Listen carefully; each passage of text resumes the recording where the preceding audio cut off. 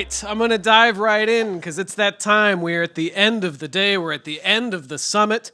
Your brains are swimming with all kinds of weird ideas. I've seen like 1,000 conversations happening, which is great. We're going to end the summit by talking to a handful of curriculum developers.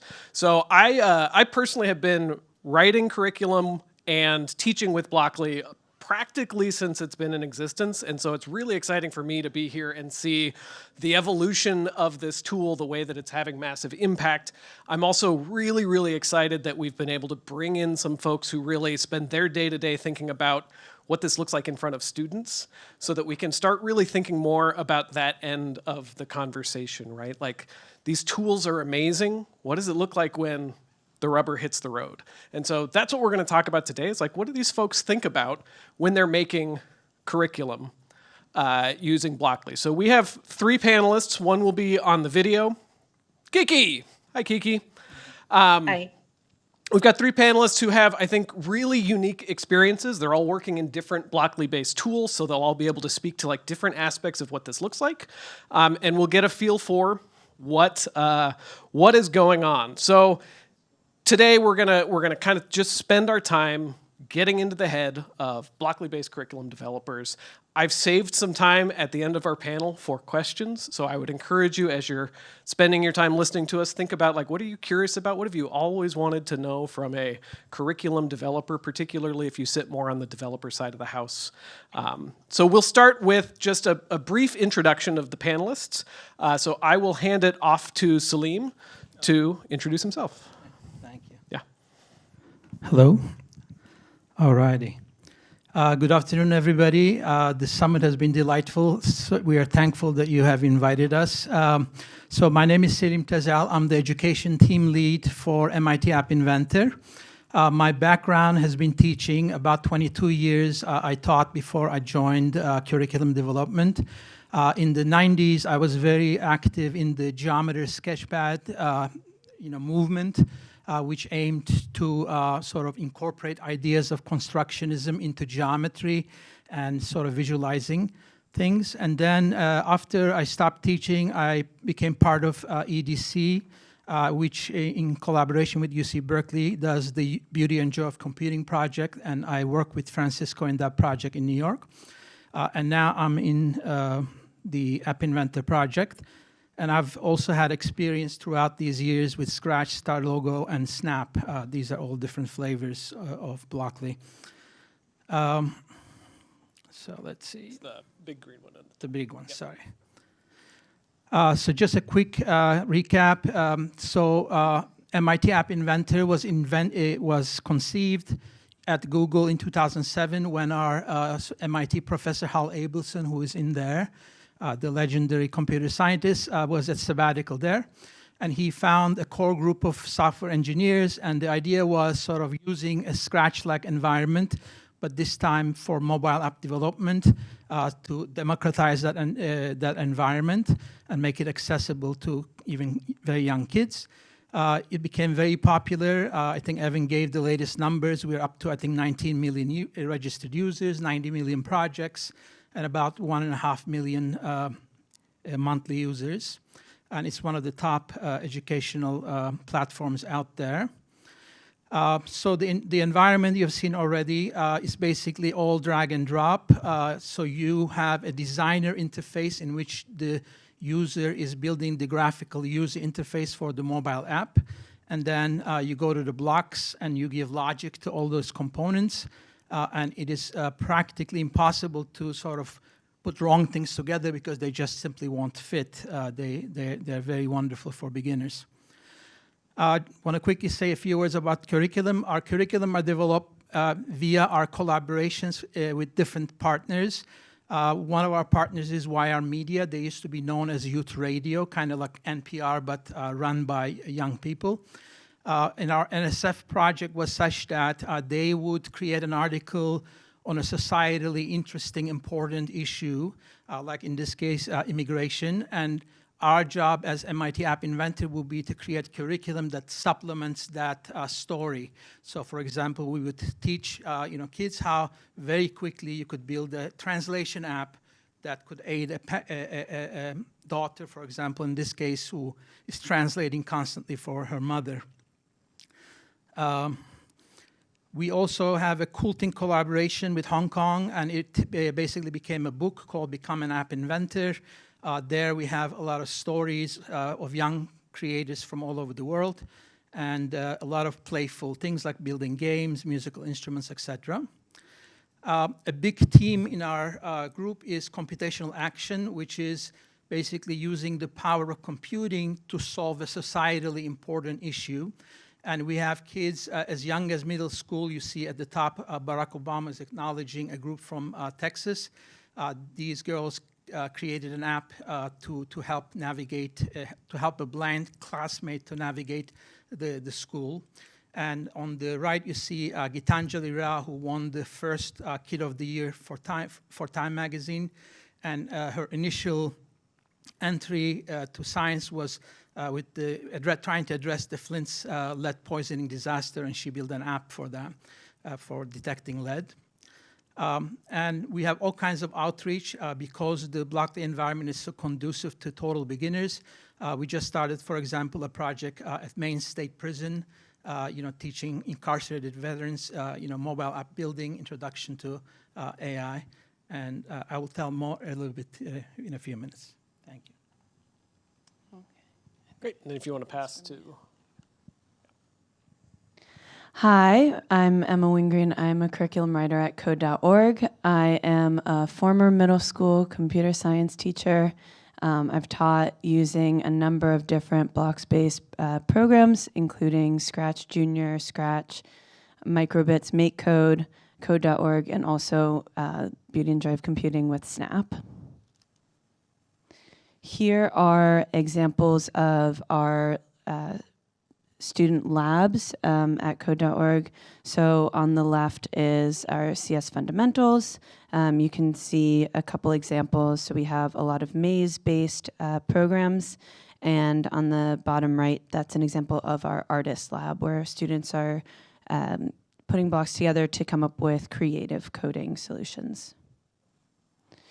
And most recently, I've been working on our CS Connections modules. So integrating different subjects into computer science. So I talked earlier about our Simulating a Marine Ecosystem module, which incorporates science standards into computer science. We also think about ways to incorporate English language arts standards, social studies, and math. And this is an example of our Coding Interactive Maps module, where students can use either preloaded backgrounds and sprite costumes, or they can even upload their own to create an interactive map where there's a tour guide introducing different landmarks.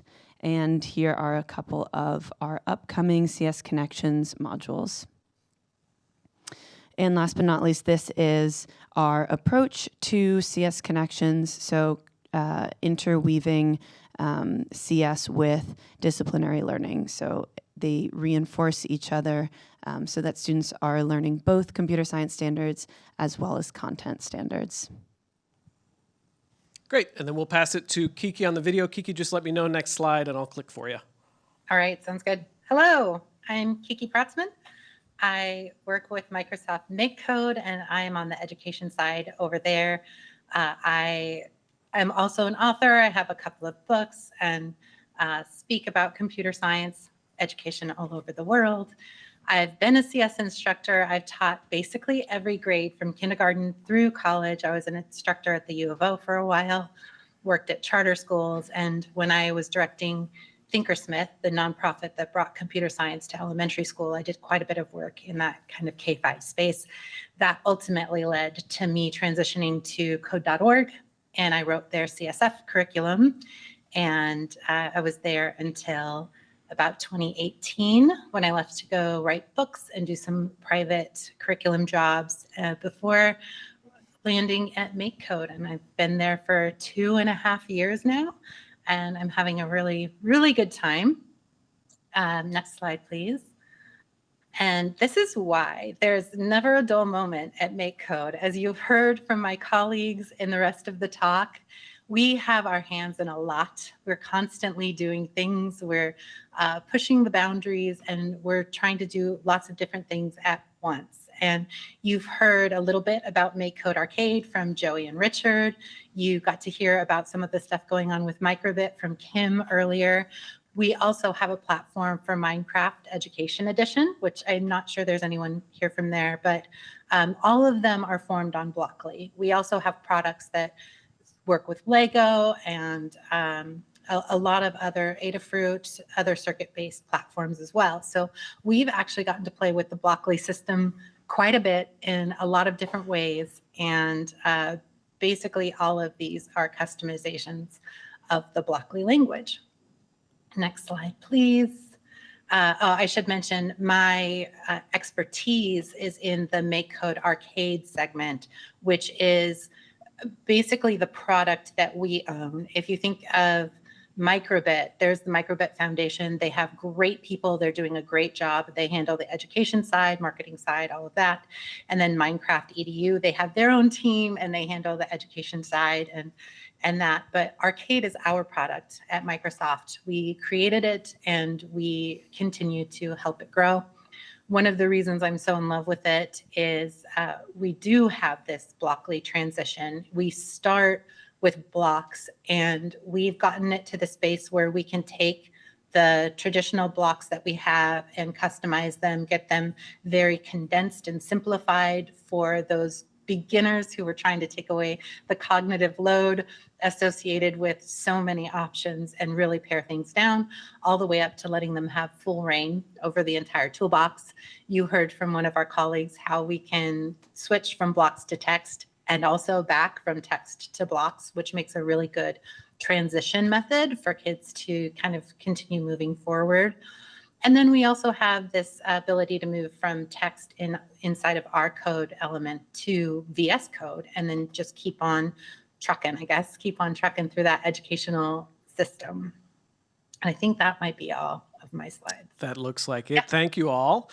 So we're going to dig into a handful of themes. I've picked out 3 different, I think, themes that may be of interest to us. We're going to kind of start with one topic and then see where the conversation goes. I'm a kind of wing it kind of guy, so we'll see where it ends up. But again, if you are thinking about questions, please write them down. We'll have time at the end. So the first thing I want to get into is the process of creating a curriculum using a blocks-based environment, which I think can be very different in some ways to creating something with Python or JavaScript or like an established language.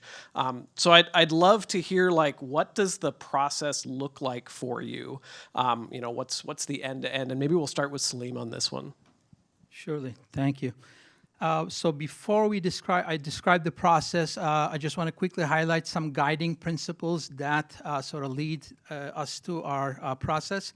So there are 3 big principles, at least, that are vivid in my mind. One of them is constructionism. It's a big deal at MIT, sort of the legacy of Seymour Papert. So we try to basically create a playful environment where kids are actively constructing knowledge. So that's one of our guiding principles. The second one is empowerment. So in the sort of day of Instagram where kids are constantly getting negative, self-images, one of our aims is to empower the kids and allow them to see themselves in a new perspective. So give them a different self-definition. From consumers to creators, etc. And finally, as I mentioned, computational action is a big thing, and we have even very young children be part of that process. Now, the wonderful thing about Blockly is it allows us in the curriculum creation to focus on the big ideas. We never lost in like, oh, how are we going to teach the kids to do this syntax or that peculiarity of a language. So it allows us to focus on the big ideas. I think every curriculum designer in our group has a different approach. Mine is backward design. When I know what the theme is, I focus on creating multiple versions of a final product. So I create a lot of apps. We run it by the theme, and then we basically eliminate. And once the product is there, we sort of create a visual storyboard, and then the text comes in. And finally, we think about how you build the scaffolds. So like, where do you give hints? Where do you give other suggestions, etc.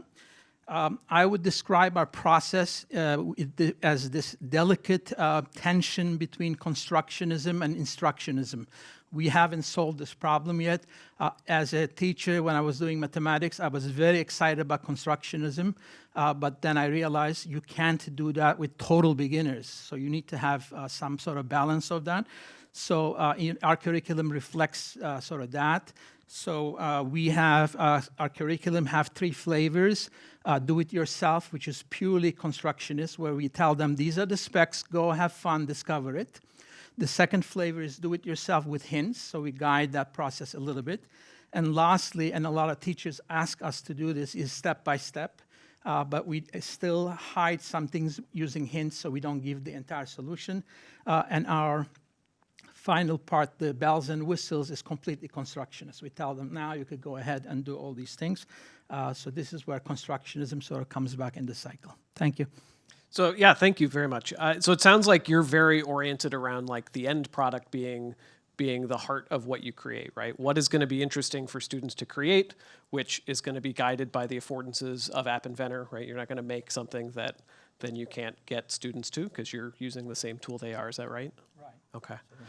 That's really interesting. I'd love if Kiki or Emma, who I looked at the wrong faces, just because that's how I roll. Do you have thoughts about like ways in which that either contrasts or is similar to your own approach? I know it's weird with somebody on the video. Yeah, like, how do I'm we time looking at Kiki, but I don't think she's actually looking back at me because it's just a I am screen, actually so- looking at you. Oh. I didn't know you were looking at me. I didn't realize I was at your feet. Sorry. No, I'll go ahead and go next.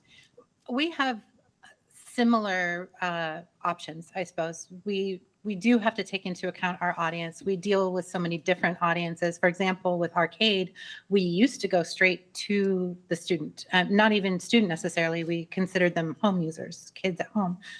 We're just starting to kind of transition to that out of school, in school market. And that changes a little bit what we need to do, how we need to do it. But in all of the cases, I think of who that audience is going to be and what kind of level we need to reach. And we start with what are we trying to teach? And for the maps that we've had up to this point, a lot of it is just teaching the interface because it's not as intuitive as people might think.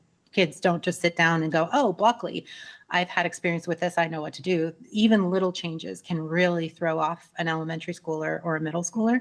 So making sure that they feel comfortable using the platform.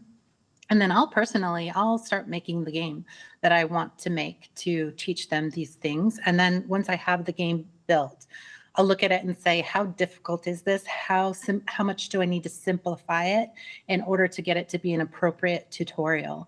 And sometimes we'll then take huge globs of blocks and condense them all into a single block that the student can drag out and drop, because the point isn't to figure out how to build that entire section. The point is to understand that they need that block to make the computer do something. So we kind of right size it for the audience and decide on our defaults. So we now have the ability to have default values in our toolbox so that we can take out some of the just filling in details and therefore remove some of the steps.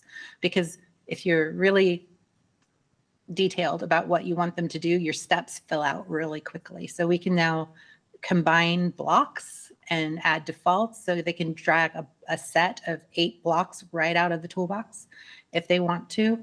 And that way we can kind of right size each tutorial. We also use hints. We also recently implemented something we call clues, because our hints are basically, these are the blocks you need. Our clues are more like, what would happen if you do this? Or this is what this means. And then once we have all that done, we just test, and fix, refine, and release. So when you say that you find these levels of extra complexity and you combine the blocks, you're saying when you construct the toolbox then for a given level, it is customized with like a chunk of pre-written code. Yeah.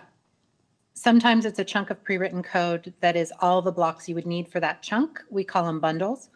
Or I personally just wrap it up into a function to take all that complexity away. And then it's just spray water, on a button pressed, spray water, and they don't have to go into all the details of what is hiding inside of that Interesting. at that level. And when you say function, you mean like an actual Blockly function, not a custom block? So for me, we use extensions, and so it's basically one and the same. Okay. It becomes a custom block when I make it a function. I don't have the function there for them to open and close at that level. For the older students or for unique tutorials, we will actually put a function that's closed in the workspace so that when they get to the point where they're ready to open it and see what's going on, they can, but we don't use it a lot right now. Interesting. Emma, any contrasts with how you approach things? I think we have a wide spectrum here, so I'm curious to hear your take. Yeah, it's interesting because I think that there are definitely elements of both approaches that we take. Selim mentioned this backwards design, which is a key part of what we do as well. The one aspect that I would say we really focus on, especially thinking about our CS Connections modules, is what standards are teachers going to teach, whether it's computer science or content standards or both, thinking about how do we effectively meet those standards, and then coming up with some sort of prototype of this is the final student project that students are building to. I think from there, it's more similar to what Kiki said in terms of a tutorial, less of this constructionist idea, and more of a level progression where students are moving through each level one at a time, learning a new skill or maybe learning a new block or set of blocks as they go. And you might actually define a new environment based on the learning outcomes, right? Like if you are, if we compare to Selim, your approach is like App Inventor is the environment, right? And if App Inventor can't do it, we're not going to write a lesson around it. You might actually run into something where you're like, I want to teach this and our tools can't do it. What does that look like for you? Yeah, exactly. So that definitely does come up. So first thinking about, do we have an existing lab that makes sense to use? Is it an artist lab? Is it Sprite lab? Maybe it's one of our new poetry labs. Or is this something that we're going to have to create a completely new lab in order for students to be able to program what we want them to program? Or maybe, as I presented earlier, it's building on an existing lab. So using a new block pool, coming up with our own set of custom blocks, coming up with a helper library to build out an existing lab. Super interesting how similar everyone is in the beginning, where we're all like, what is it that students are going to do that's going to engage them? And then the farther back you go, the more it kind of divides depending on like what your tool stack looks like and how Blockly has been implemented for you and your flexibility there. We're going to hop to the next set of questions, which I'm broadly framing around community. I chose this because we've been encouraged to join into the developer community here, which I'm really excited about. Like, you guys have a really vibrant community here, and sometimes I don't think I've ever posted on the forum, but like I definitely lurk around and like see what y'all are talking about. So I want to kind of like explore, what does that look like for our curriculum developers? What does their community look like or not look like? And so the question really is like, how do you become a curriculum developer for a block-based language? How do you grow? Like, what does that community of support look like for you? And I think maybe we'll start with Emma on this one. Yeah, sure. Well, I would say, first of all, this community, for sure. I think I've been to conferences in the past that didn't feel like quite the right fit for a curriculum developer. And it's great to be able to have conversations over the past 2 days with different people who are in very similar roles at different organizations. Beyond that, I would say I am on a team where we are all former computer science teachers, and so bringing our own experience into what we make has been a huge resource. And being able to have the institutional knowledge of, okay, this curriculum worked well, and maybe this person is still on our team and can help us, figure out how to incorporate that into one of our new CS Connections modules. But yeah, I think that there is definitely this is an area for growth, I would say, in terms of where do I go first for resources? What are the best practices in terms of how do I give students hints. Is there a best way of doing that? How do I scaffold in learning new blocks? So I think that community is an area that I would like to see grow in the coming months and years. I'm excited to hear that. Like, you don't get community if people don't want to be part of it. So it's good to hear that, like, this is interesting. And I think it's interesting to hear that the community you rely on is very hyper-local, right? It's like the folks that are working in the same environment as you, and so maybe you don't get as many outside perspectives because you don't have that opportunity. Selim or Kiki, do you have anything to add about like what community looks like for you, or how you developed your own skills in block-based instruction? Kiki, do you want to go? I forget that when you're looking like that, you're looking at me. Yeah. Anytime it looks like we're staring at our feet, we're staring at you, Kiki. Okay. I just thought you were all very shy. I'm fortunate. I have a really large community on the education side and on the developer side. I've been doing this for a very long time. I went to school as a traditional computer scientist with the master's in computer science. I have friends at the companies kind of all across the world, and I get to see the difference in what they're each doing, which really makes it hit home how important it is that we give students a well-rounded look at what they could be doing when they're older. Not to mention, which we might get into later, the fact that everything changes so fast in this industry, right? So I do rely on developers quite a bit, not just friends for their experience, but the developers that make code are all amazing, talented people who are super friendly and super helpful. And sometimes we don't see everything the same way, but everybody's always willing to kind of have that discussion. And then I've got a huge network of curriculum development friends, which is so nice to say, because when I got into this 15 years ago, that wasn't a thing. Like, you didn't have other people doing this to that same extent. And so friends from past jobs, friends who are teachers, whether they're computer science teachers or not, people who do development in this space, people who write curriculum in this space. I really love the CSTA and the teachers as part of the CSTA for all of their hard work and their willingness to reach out and work with these types of programs. And teachers are just so valuable. And the thing that I think we can all keep in mind as CS Ed product developers is that teachers need to feel respected. So often they're handed products that do not work for their classroom, and there's no way for them to vocalize, tell anybody, and make it better. So when you work with teachers, when you ask teachers every step along the way, when you have teachers in mind when you're developing the blocks in the first place, they're so grateful, and it really does make a better product in the end, because the teachers enjoy teaching it, the students will then enjoy learning it, and then the friction kind of goes away. When it's developed for engineers, when it's developed with that kind of overall technical engineering mindset, even though something might be more efficient, or there might be another way to do it that takes 10 blocks instead of 3. And so that seems like it's just, why not do it that way? If you really understand the teachers and you really understand the classroom, that's a huge difference. And so leaning into that community and making sure that other members of your community are talking to each other, that's, I think, where the real power comes from. Yeah, I really appreciate that call out to teachers, not just as like our customers, but as part of our community. You mentioned like, oh, I've been doing this forever. And sometimes I think like, I've been making Blockly-based curriculum forever, but like forever's a decade. Like we haven't been doing this very long in the grand scheme of things, and the people who really know what's working and what aren't working are the ones who have to deal with it every day. So it makes me wonder, like, what would it look like to have a Blockly Summit that had teachers at it? What would they have to say? What would they ask us? What would they want? It's great to think about them as part of that larger community. Selim, anything to add to how you think about your community?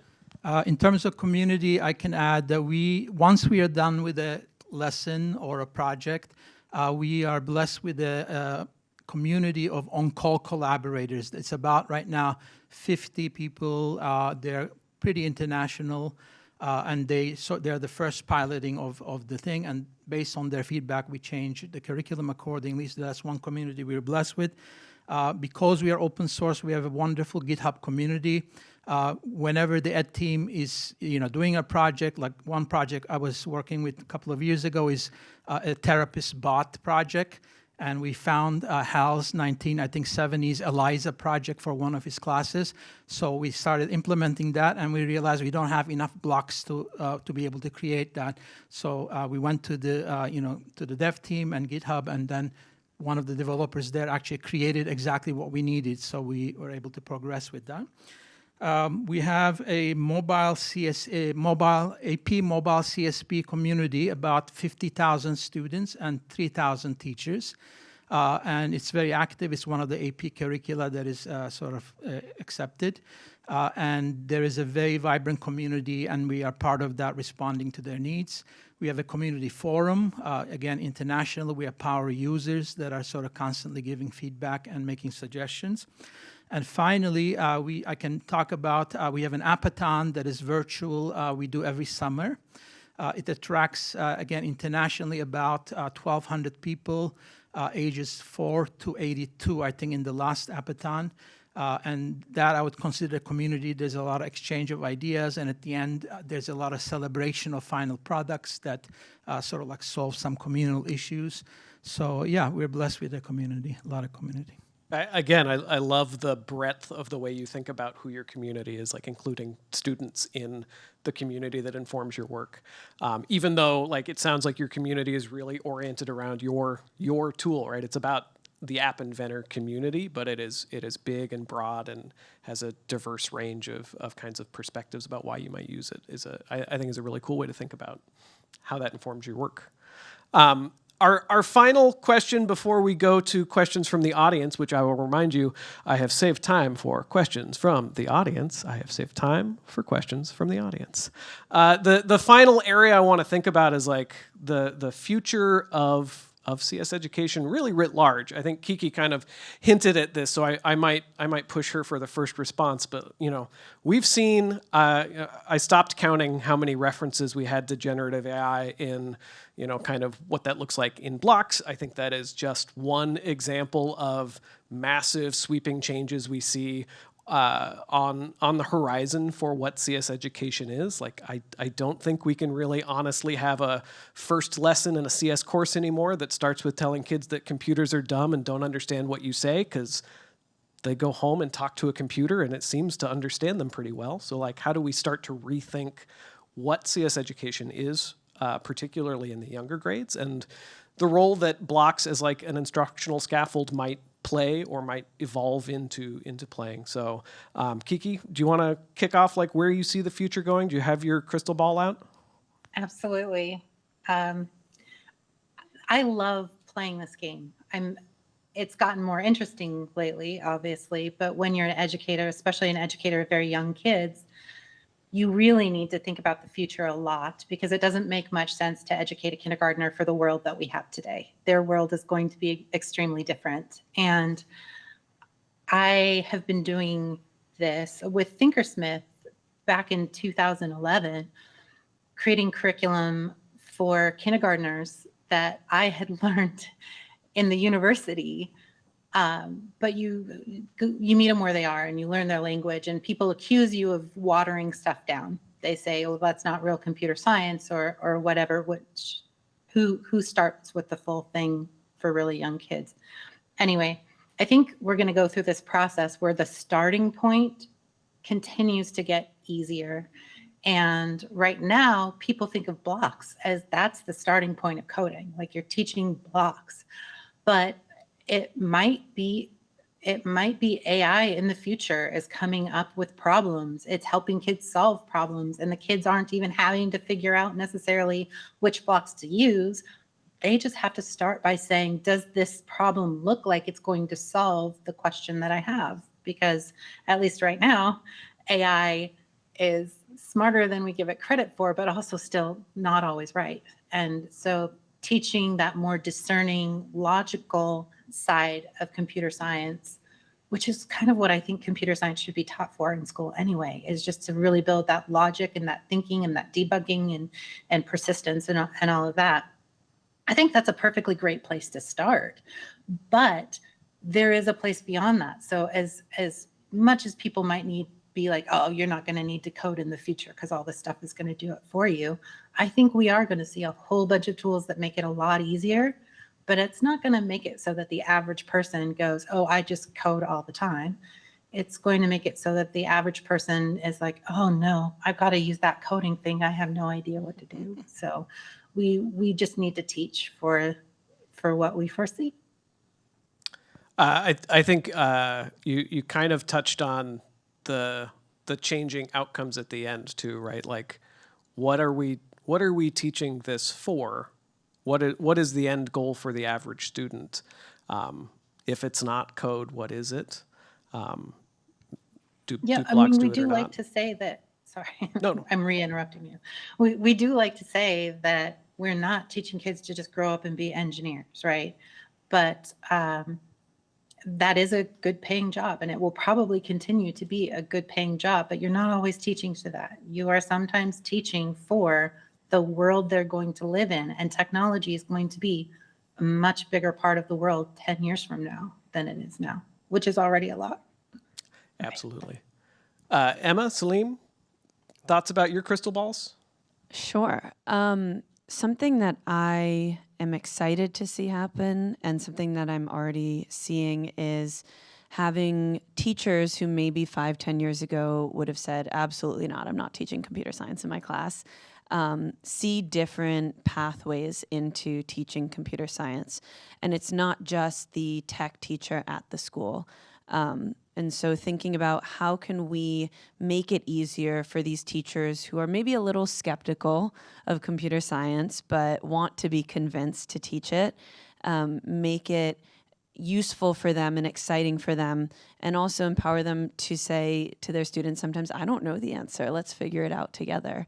And I'm also seeing, as Kiki said, that happening with AI. So incorporating different ways of interacting with AI into what students are learning, either in their subject classes or in computer science. So maybe they're coming up with AI-generated images that they can use, or maybe they're using large language models in non-computer science classes.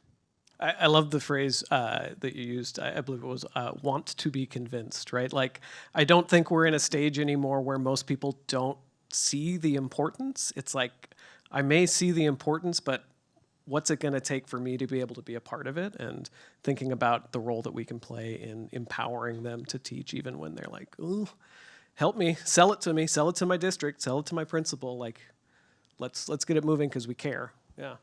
Selim? So when I sort of think of the future, the big thing that I'm thinking most recently is how AI is going to assist tutoring. Like right now, there's a huge gap who can actually get help, who is a good teacher, who is motivated. And I watched this mind-blowing thing. I think Ted Khan gave his TED Talk. Salman Khan gave a wonderful TED Talk. And at the end, you see Mingo, I think it's called, this AI-assisted tutoring.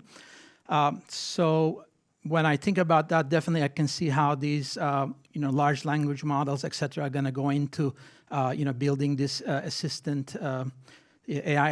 tutor. But in terms of Blockly, I mean, this is going to sound like a feature request, but I'm imagining the Apply 5 years from now. Right now, what you could do in Apply, in App Inventor, is you could speak and then describe an app, and then magically the final product appears. But of course, the real value is how do you construct such an app? And if we could have sort of like some features in Blockly which allows you self-assembly, like the kid sees blocks somehow getting together, particular drawers opening up, etc., appearing, and then the kid having the luxury of changing their mind or maybe redescribing, and it disassembles and reassembles, etc. So allowing that, allowing the blocks to be able to talk about themselves, like that, I think is something with AI we might be able to do. So those are some of the things I'm thinking about when I think of future. It's a lot ahead of us. I warned you all, and then I gave you a second warning.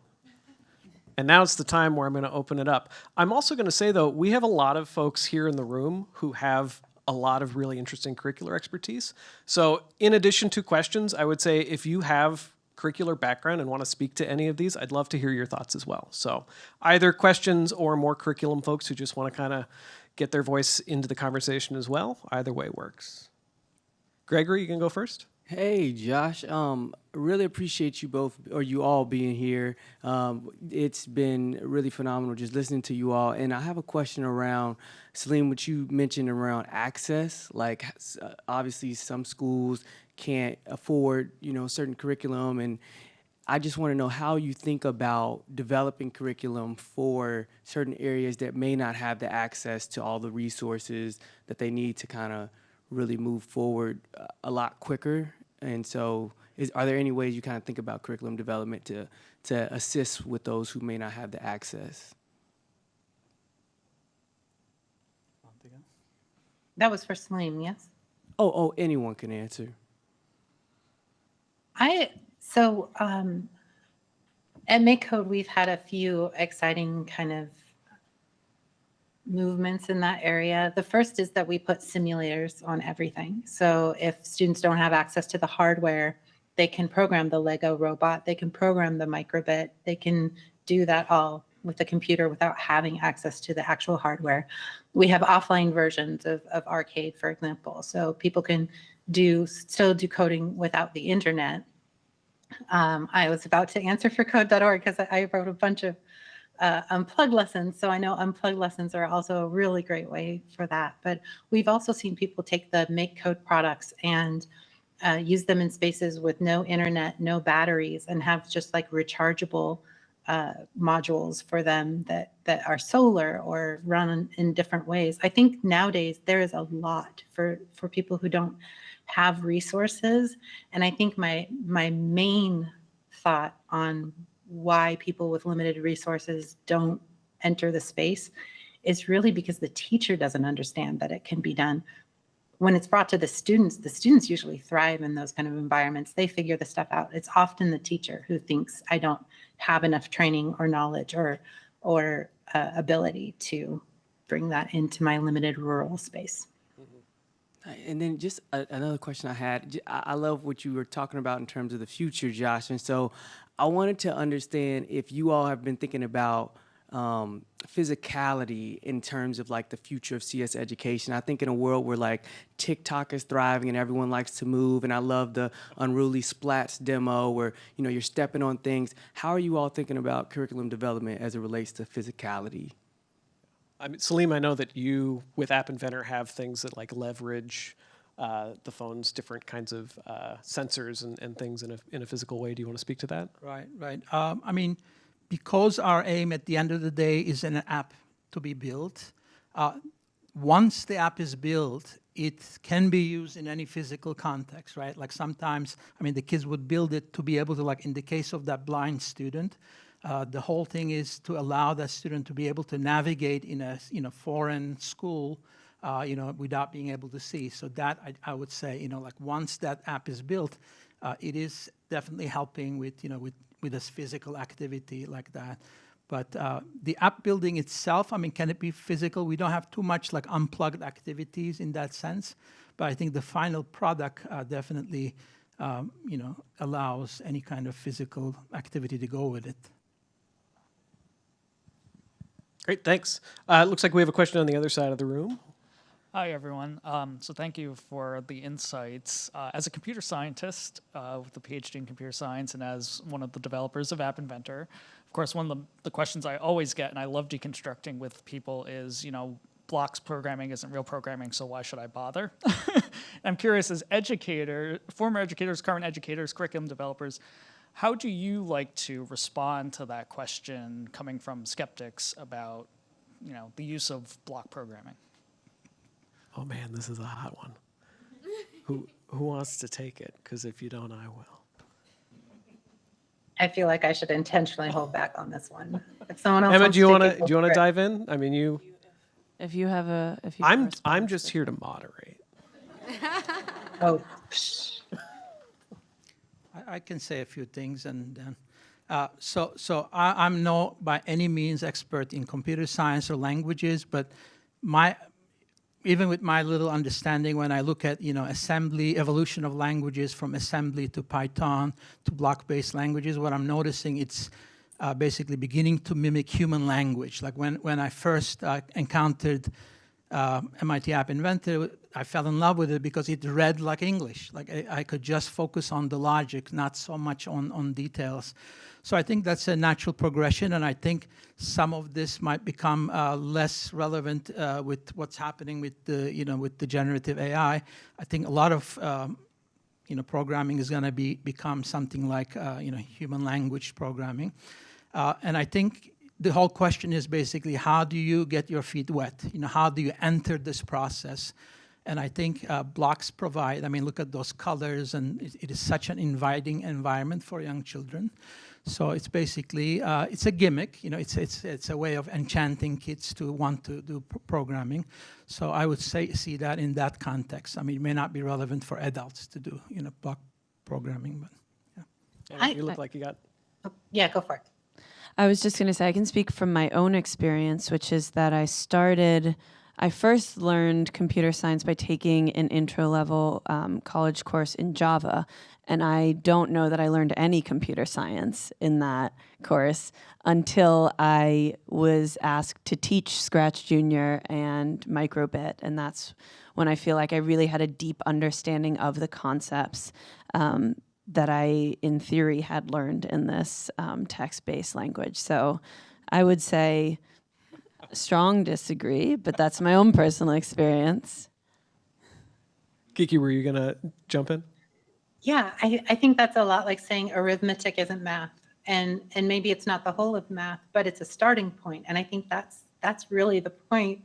It's also when you dismiss block-based coding, it's as if you're saying that a language matters. It has to be a certain language to be coding, because with blocks, you can do all the logical processing that you need for writing functions, for figuring out loops, for doing if statements.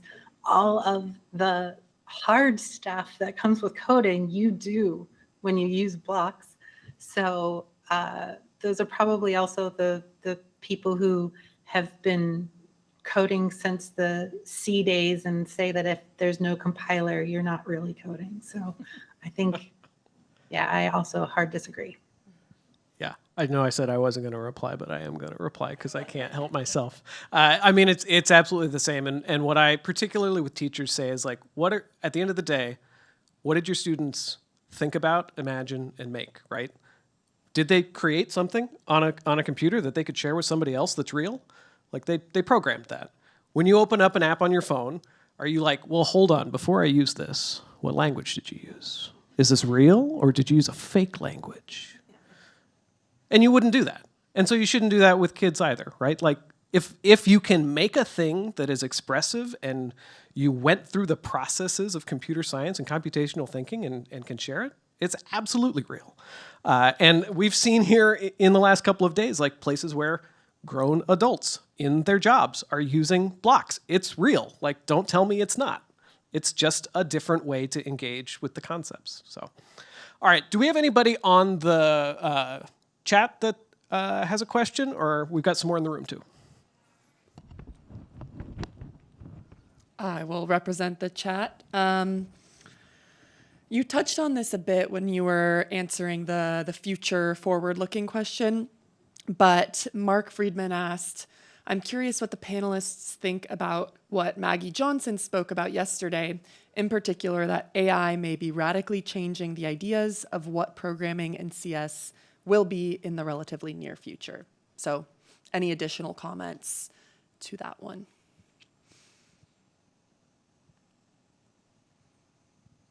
Any thoughts? I can just say a few things. So as the field is changing and things are beginning to happen more in human language, and I think this is the direction we're heading, a lot of the programming I think is going to happen in something like more and more human language. I think we're going to realize one of the aims of that whole computational thinking movement, which is to have people think, clearly and in a manner that that allows a difficult problem to be solved, step by step, etc.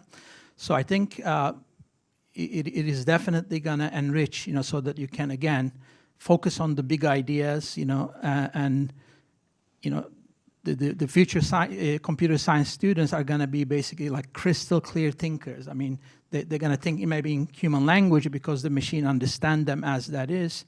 But I think that's going to become sort of the realization of the computational thinking movement. Yeah, if you look at what's happening now in AI, and really, I hesitate to call it AI at the moment, the LLM, let's say, you're getting people with $300,000 a year jobs because they can craft a prompt really well, right? There's logic in that as well. There's different ways people are going to need to think. And I do think we're in for a ride. This next decade, I think, is going to really change the way the world works and the way education works. And a lot of people are going to be uncomfortable. And I think there will be a lot of places that hold on to what they used to teach because it's the way that it's always been. But I think we just need to be careful not to fall into the trap that because it's new and different and makes some things easier, that it's suddenly not worth learning, or that it is not a hard problem still. I think we're going to have new problems that arise because of it, and it will be the thinking that pulls people out of it. And so that logic, that problem solving, the persistence, all of the things that are core to what a programmer is now will continue to be necessary through all of humankind, no matter how much help we have in doing the hard stuff. I'd add that education moves glacially slow. Like it is so reticent to change. And so I think the job we all have then is how do we identify those crucial things that we think kids really are going to need, the ethics around AI, the thinking that is going to put them on the same level as peers that get more benefits, that get the kinds of things that aren't going to get rolled out to every student. How do we find the places where we can wedge those in, get them in there? Because the school system's not going to be like, we're ready to switch it up. We like change. They're going to be really reticent, and we're going to have to find interesting ways to really support those students and really continue to put equity first, because this, I think, is going to be another just massive equity issue as we find new ways to empower a subset of students and disempower another subset. Yeah, I don't think it's going to be much different, Josh, from when we kind of entered this space, right? There were no elementary schools teaching computer science, and it was few and far between that you found middle schools and even high schools. And people said it would never happen. We would never bring computer science down to that age, but we saw that change, and it's been a decade, but now it's starting to move. I think the same thing will happen with this. It's going to be a push, but it will happen. Okay. We've got a little bit of time, so let's see if we can squeeze some more questions in. Jamie? Thank you, Mark, because that question was the perfect transition to what I wanted to ask. So going back to what, Selim, you were talking about earlier with App Inventor and building students' self-image as being a programmer, we've heard that from other people. I know Randy talked about that. I know Unruly Splats talked about that. And so a lot of our products are thinking about how do we build students to imagine themselves and believe that they can program. And I'm curious to know any of your thoughts as to how that might change in the world of generative AI when people are using prompts and natural language to create products, and how do we need to change what the self-image of a programmer is, or how we develop student self-image as a programmer when we might be abstracting one level higher? That's such a good question. Thanks.